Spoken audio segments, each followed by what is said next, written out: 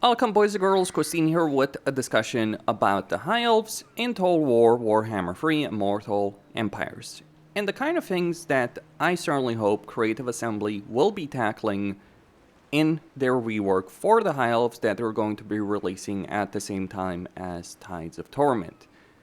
Of course, they haven't given us any details on what exactly they're going to do with the High Elves. We just know that they're part of the DLC. We also know that Sea Lord Aislinn is the legendary lord for them. But let's take into consideration the kind of issues that High Elves do have right now and the kind of things that Creative Assembly could very well do for them. First off, I would say that the High Elves do need updates for legendary lords, be it Tyrion or Teclis getting unique mechanics in their campaigns, especially poor Teclis, who has easily one of the worst campaigns in the game. He really should have a much better campaign. In fact, I would dare say that if he had a campaign somewhat similar to, say, Arbol or Oxyatl or Maneater, that would be a much better situation. Tyrion is a pretty good legendary lord with a good campaign, but he could really use some unique mechanics. Then we do have Alariel, Elfarion, Alifanar. They could use an update to their mechanics or just various fixes to their campaigns, be it Alariel's questionable campaign mechanics or Elfarion's grindy campaign mechanics, forcing you to fight virtually every battle in a campaign, not because you need to in any way, shape, or form, but just to get a certain resource. Also, there's climate problems that Elfarion does have to deal with. Climate is one of the things that I believe Creative Assembly should just be improving across the board in the game. But that's with legendary lords. What about the race in itself? Well, let's take a look at the research tree. It is a mess. And it is a mess because it is a research tree that requires you to get certain buildings, be it specific resource buildings, specific buildings to unlock trade advancements to begin with, or cultural advancements. If you're playing any High Elven campaign, the way you're going to do research is, generally speaking, you're going to start with military advancements, get archer prowess, get spear wall, militia training. Those are the three things you're going to get. By the time you've completed that, hopefully you will have unlocked military advancements too, to get precise fletching, light Tifilmar armor, martial law, and then you'll probably get trade advancements, cultural advancements. It feels very limited in terms of research paths. I think a good research tree is where you have really good options, and you do have a choice between those kind of those options. To be fair, I'm not a big fan of research in general in Warhammer. I feel like usually you have one path that's just much better than the others, and I would very much like to see things handled differently. I think the only good research tree in the entire game that exists is kind of the Cast Dwarf one, and I emphasize the kind of aspect. I think you should be able to research multiple things at the same time, as opposed to just dumping your points to only have one choice of research at one time. But that's my perspective on that subject. But either way, research should not be limited by buildings. I think that's something Creative Assembly should move away from in general in the game.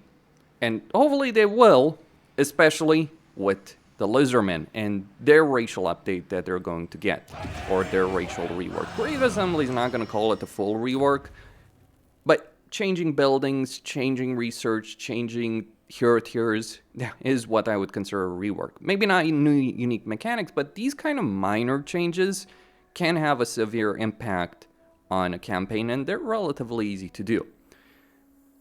On top of that, with respect to the High Elves, I would say that they need a change to how their economy works. Their economy is strong, but it starts out being limited in the early game, the most important portion of the campaign, the most challenging portion of the campaign, and then as you progress through the campaign, it gets ridiculously strong. Too strong, even. Yes, I'm going to say that.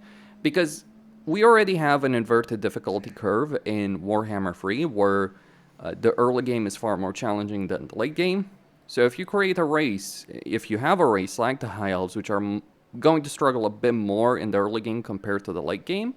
And then they just steamroll everything in the late game because they have so much money. They're literally printing armies and buildings. That's not really good pacing for the campaign.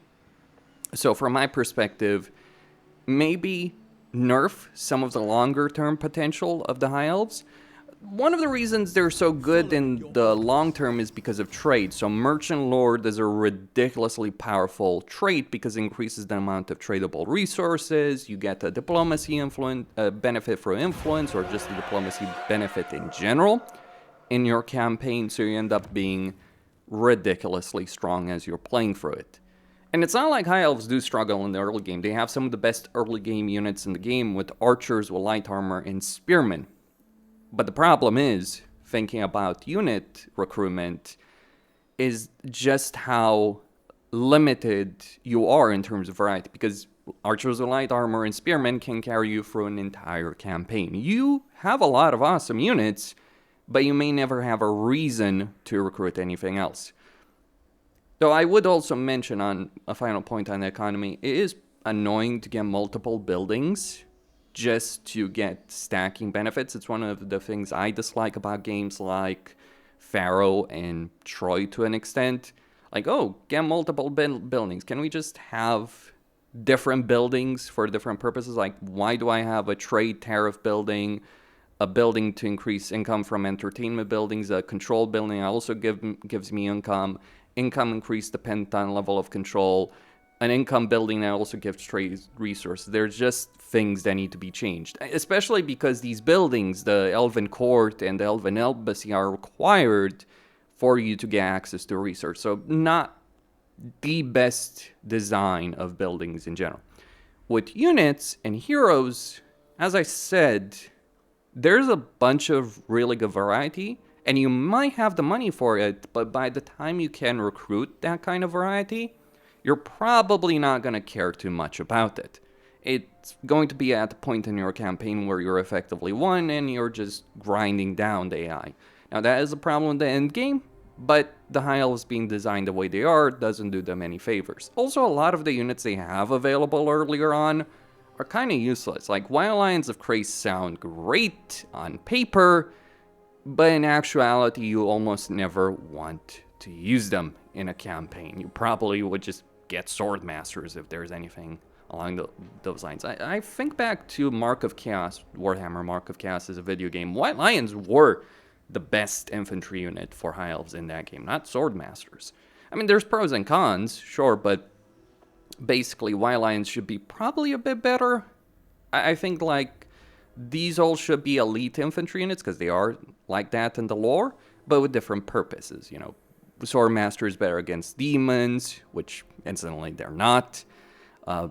White Lions better against human units, and Phoenix Guard kind of like just a really good line holder unit because of an anti-cav unit. That would be my perspective, but let me know what you guys think. Cavalry-wise and archer-wise, like, yes, you have Ladder and Sea Guard, but what's the point in getting Ladder and Sea Guard? Oh, you have this hybrid unit. Well, I already have really good line holders that are very cheap and spearmen, or Silvern Guard. I have pretty good archers, so what's the damn point in recruiting Ladder and Sea Guard when you already have archers with light armor or just regular archers? There's a bit more of a point of Shadow Warriors, but then you consider the upkeep cost, doesn't end up being worth it in a lot of cases. I'd say Sisters of Avalorn are worth it, largely because of their magical attacks, flaming attacks, etc. But even they don't necessarily get that much of a benefit. So kind of feels a bit fluff, if you will. Because when you're considering the cost of things, the upkeep of units, recruitment times, building requirements, etc., you just kind of realize, yeah, I could recruit a bunch of Sisters, but I could probably field an extra army of archers with light armor and Silvern Guard instead. So what's the value of that?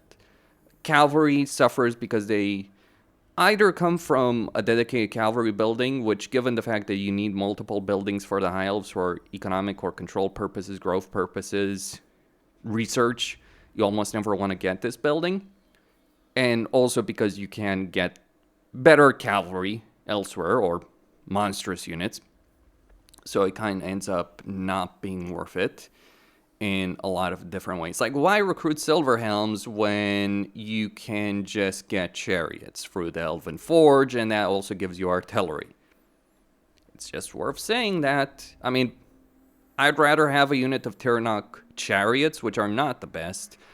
I'd rather get the Elven Forge in general, because I would get the bolt throwers, and yeah, Tirnock chariots not the best, but you can get the same building, upgrade tier 4, and then get Lion chariots of Crix, which are actually really good, as opposed to Silver Helms. That's my perspective on that. So some units just feel complete fluff. And especially when you think about the dragons, they're powerful, undeniably so. But again, economic cost, what's the value proposition? It's kind of like the same situation with the Thunder Barge for dwarves. What's the value in getting a Thunder Barge? It's a big, expensive unit that requires tier 5, but you can do just fine recruiting a bunch of gyrocopters, gyrobombers if you want extra power, and they're going to be more flexible in a lot of different ways. It is an issue. Then we have the hero situation. This is where High Elves do suffer quite a bit. The only hero you can get at tier 2 is a noble. There's various legendary lord and faction mechanics that can increase hero capacity, sure. But on a generic level, you're only going to have an elven noble and whatever hero you start with. That is not great. At tier 3, you get one elven mage, and if you're like Tyrion, you start with one, so completely pointless. And then at tier 4 is the only point in which you can increase hero capacity. And you also get handmaidens, unless you're playing Alariel. You also get lore masters of Hoeth. It's a lot of different limitations with respect to these heroes that further adds to the problems High Elves have. In that they feel very dull, if you will, to play in the early game, but then as they're playing the campaign, you end up having so much ridiculous power, you're steamrolling the map. So the hero situation should be different. I believe all heroes should be recruitable at tier 2 and increase capacity at tier 3. That does do a lot for a campaign, though that would also bring into question the hero capacity increase for short campaign victory conditions, which is another point to talk about. The victory conditions for different campaigns are all over the place. For say, Alariel, it's reasonable. For Tyrion, having to wipe out Morathi and Malekith as a short campaign victory condition is a ridiculous state of affairs. That's not particularly great, because by the time you've done so, you're already extremely powerful. So here's more free heroes. So those are some of the issues with units, with heroes. Basically, reduce unit tiers, give us variety, maybe merge some of the buildings together, just improve the building situation altogether. That is my personal perspective. Also, can I just mention that Grey Eagles should probably be recruitable at tier 3? Like, just literally reduce these tiers. Like, yes, Wild Lions I would consider a tier 2 unit, given their actual combat capability. Literally just reduce the tiers of every unit recruitment by 1, you would have a better situation altogether, I think, in a campaign. With the exception of the basic barracks chain. But all kinds of changes, maybe some merging of buildings, that kind of stuff, would help a lot. Another problem with the High Elves has to do with their influence system. When you're recruiting heroes and lords in a campaign, you either have influence or you don't. If you don't, you get negative traits. If you do have influence, you recruit extremely powerful lords and heroes. This is a pretty broken system. It's, again, adding to the problem they have. The early game is more limited. Their late game is unstoppable power. You might say, oh, it's forcing you to build your campaign. Not really. Because, again, you're gonna be dominant by the time you can even recruit these guys in the first place, or you can use the load save character system. And speaking about these traits break the game in a lot of ways. Like, getting a bunch of administrator archmages, like, yes, the load save character system is ridiculous. Characters should be wiped from there, and the traits modified, because administrators are ridiculous. This benefit stacks. Maybe it shouldn't stack, but the kind of benefits you get from influence are just quite ridiculous in a lot of different ways.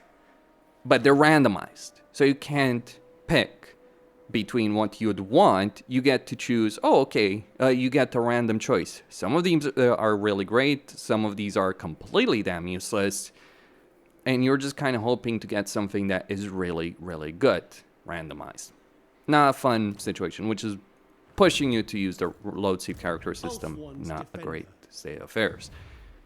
And influence is limited in how much you can gain per battle, so if we just fight, or how much you gain in a campaign. So if we just auto-resolve this one, you don't gain influence by default. Like, you can get to a point in a campaign, especially with unique mechanics, but you can only really get a couple of influence by default by just... There are some buildings and certain heroes, etc., but it is a limited gain of influence in a campaign, which should be better. One of the things I would not want High Elves to have would be a court system similar to the Conclave system of the Cast Dwarves, largely because of pacing issues.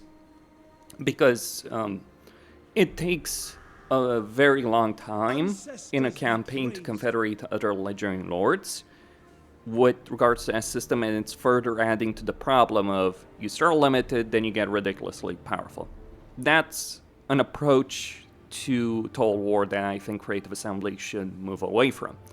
I do believe the endgame should be better, but in terms of racial design, I don't think you should have racial design that pushes things to that extreme level, because it can make campaigns boring, very, very boring. Like, that's one of the problems I have with Cast Dwarves, because once you do overcome the limitations you have, no one is gonna stand in your way in a campaign, and it's just pushing you to take advantage of certain mechanics, certain things to get to that point. Don't get me wrong, I like the Cast Dwarves as racial design. It's more of a balancing issue as opposed to just design issue from my perspective. On top of that, the actual influence for diplomacy and intrigue at court, the UI here needs an update, the way the system works needs an update. I understand that the system is supposed to represent the capability of High Elves for diplomacy, but it's not a great UI system, it's not great interaction with the system, and it's either completely pointless or you completely overpower the game. I don't think that's how intrigue at court should work, from my perspective. I actually think Prestige for the Empire, which Karl Franz does have, is a much better system. Because you're not just using Prestige... to be fair, you're not using influence just for diplomacy. In fact, that's kind of the last thing you use influence for with the High Elves. But you look at Karl Franz's mechanic, what he uses Prestige for. He's using it for various powerful effects in his campaign, and you're having to balance it out, how you're using it. It can be really powerful, but surprisingly, I think Karl Franz's unique campaign mechanic is much better handled, because yes, you do have a lot of power that you do gain for it, but the Empire is not necessarily in the same boat as the High Elves. Like, High Elves just end up being extremely ridiculous later on in a campaign, but very limited early on. The Empire doesn't necessarily have those kind of limitations. So it's a pacing issue, it's a balance issue. We've seen that CA can do it better, and the Prestige system Karl Franz has was built on the influence system that High Elves had from the very start of Warhammer 2. I think it is saying a lot about the High Elves and Skaven, to an extent Dark Elves, that yes, Dark Elves got a bit of an update, but these races have stayed fundamentally the same ever since they were introduced in Warhammer 2. Like, the only race that really suffered from the launch races of Warhammer 2 are the Lizardmen, but the other three, they're still great races. And even before the update with construction, etc., for the Dark Elves, they were still a very, very good race in Warhammer 3. I think it makes sense to have that instant construction, but, like, yeah, largely, in a lot of ways, yeah, province-wide, slave system, etc. But High Elves, in particular, and Skaven have largely remained the same races. They could use some updates, but the original developers of Warhammer 2 kind of knew what they were doing with respect to racial design. Though, one of the things I would actually like to see back again is the gates as recruitment centers in a High Elven campaign. You may not know this, But when Warhammer 2 came out, the gates kinda acted like the Great Bastion of Cathay. So they weren't just a building with a garrison. You could build recruitment, hero capacity, etc. in them. In a similar way as the Great Bastion, but the Great Bastion is actually inferior to what the Elven gates could provide. That's, by the way, kind of the purpose of the gates in the lore. They're not just garrisons. They're the main military centers, or some of the main military centers of the High Elves in the lore. Maybe we should get that back. Maybe other races could use them, or at least Dark Elves. That's my perspective. Questine signing out, and stay tuned for more.